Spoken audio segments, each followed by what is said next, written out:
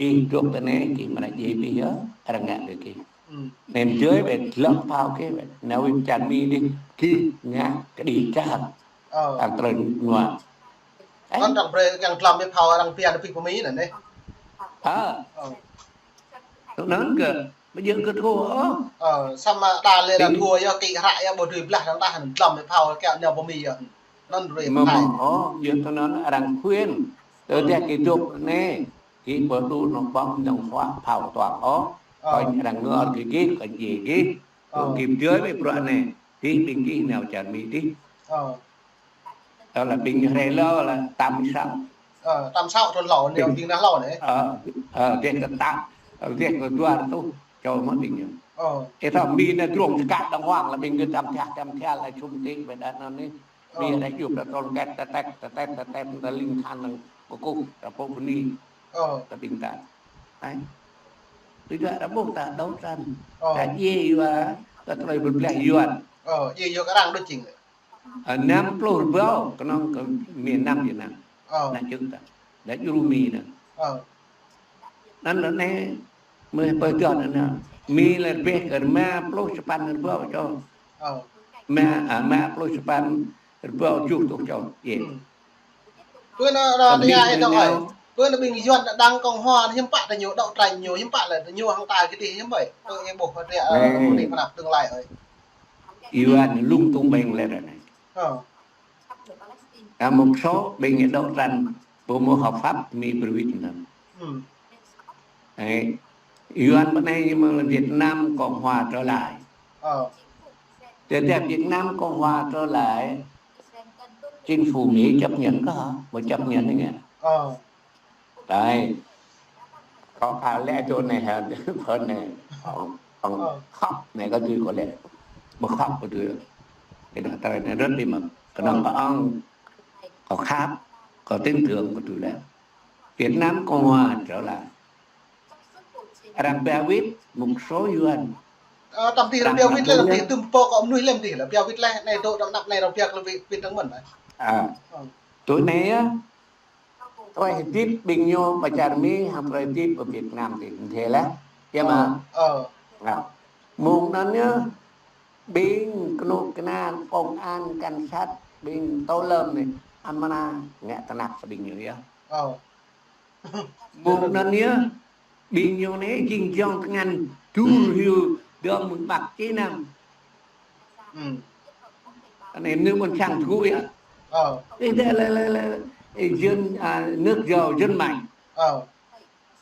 thế làm sao mà vậy này sao hơn mình lên nhỉ sao hơn mình lên nhỉ lễ nước nó tôi đặt như mẹ anh ấy nhiều trường trong có mi việc cỡ 1.000 tỷ liệu mình đồng của mình đấy 1.000 tỷ vậy cả một lần nó thôi nó đen lắm đó mi nhiều mới cái mi đánh lại một điểm mi là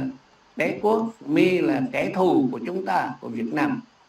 thế tại sao lại nạp vẽ những mi thì biết trả Mỹ chứ không biết là trả Trung Quốc được nghe sổ được nó được nó như mi như bút như nhã này cả một cái vấn đề rất là nhẹ nhàng bên như biết hạt bò cho đoạn bò cho bên đã đằng nhã rút chặt bên này nhầm chửi nhưng không chửi rồi sao mà mi như cái còn sang thú đuổi không còn bên tôi chứ còn nghe lại nhã là khăn cừu mi tam khăn cừu yuan tam anh ao cái gì tam nó lời tí lại tiền chim ngã lại trong sông ao thằng mi những bộ kèn đó tức là y chinh nuôi mi cái bộ tùy xúc phạm về vấn đề luật pháp của người Mỹ sao mà chắc có đấy cả bình 10 thành phần về này đấy cái gọi là USVGSC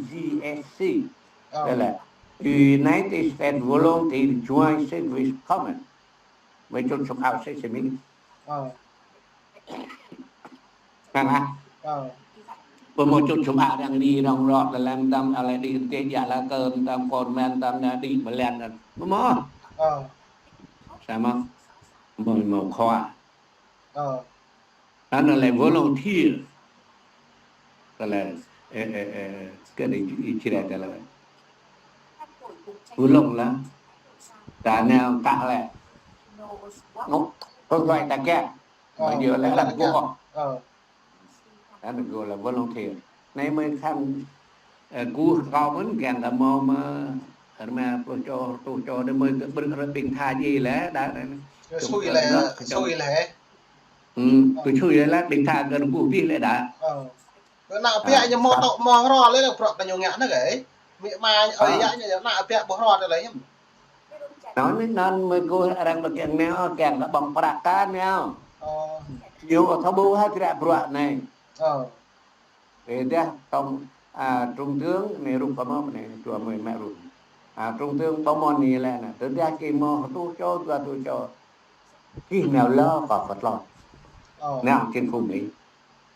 ta chụp cái cứu ở đây là cho này chụp này ta chụp cứu này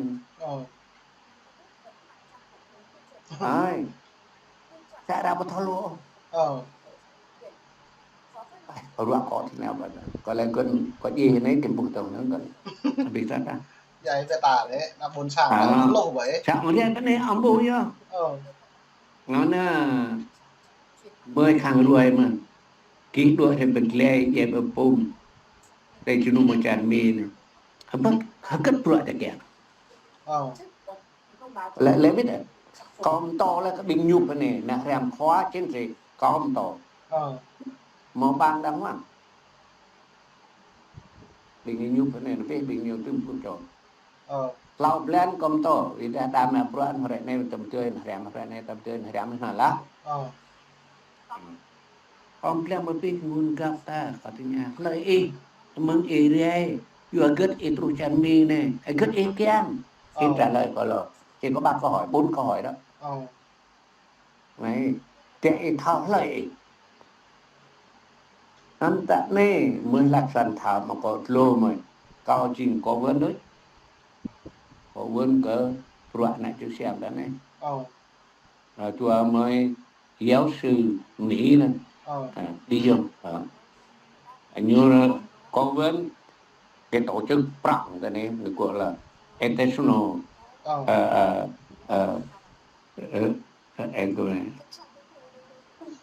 gọi là ủy ban quốc tế nhân quyền ủy ban quốc tế nhân quyền chứ ra cầm đoạn này lấy chỗ này chờ có bao giờ cái dự tư nữa không lưu bơm á ra có chi phần này chúng tôi là nạn nhân we are the victim of the Vietnam War đấy có chi phần này là có khui ra từ năm 1945 từ khi Hồ Chí Minh Declaration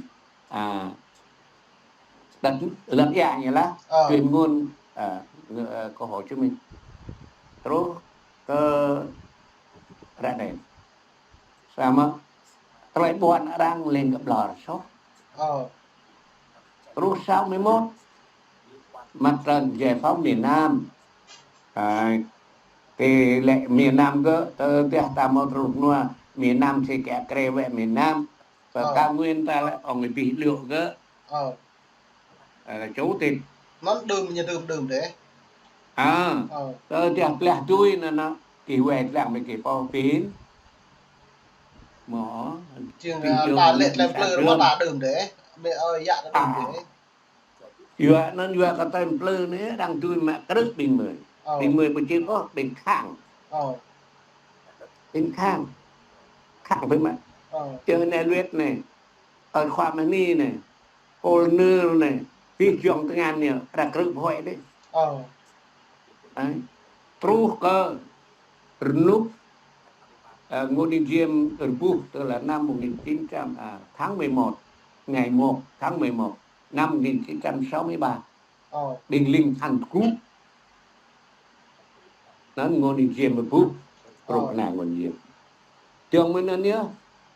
tại nó là trung tướng Nguyễn Khánh mà có chơi cho ông ta này nhiều tuyên bố nhiều lại này cái gì này cái này là quên điều điều 24 hiến pháp Việt Nam Cộng Hòa công nhận sự hiện hữu của người sắc tộc tại cao nguyên. Nó nếu tạm còn làm này luôn cái nhà người hiện hữu có nghĩa thế nào? Nhưng mà hai ý nghĩa hiện hữu tức là áp dụng cho nó mới, tức là tồn tại. Điều 24 như tức là chính phủ tổng thống xíu ấy nó xã tạo nó là quyền kháng cả bộ rơi cả bộ bầu cử nếu có gì cho họ dạp cho mày mà mẹ của tôi dạp cho xăm trùm ra trên con nó có đôi sang đôi chút xóe của đó cả mà mai ra có chỉ lôi lầu này nó nhớ điều 2 hiến pháp này gọi là phát triển các sắc tộc trong sách luật 033 trúc sách luật 0334 rất như là bạn nói đó chỉ tí nên con sách luật 014 tháng nào tối trên tổng gọi là chủ tịch hội đồng dân tộc là tức là Nguyễn Cao Kỳ nhớ chủ tịch